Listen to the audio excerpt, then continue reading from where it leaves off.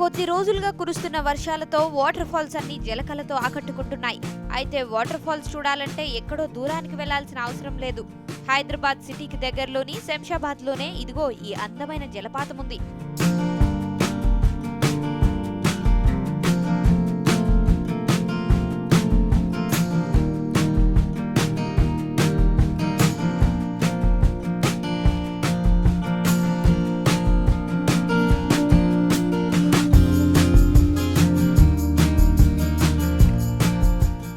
వర్షాలతో శంషాబాద్ దగ్గరలోని నానాజీపూర్ చెరువులో ఈ కొత్త అందాలు కనిపిస్తున్నాయి.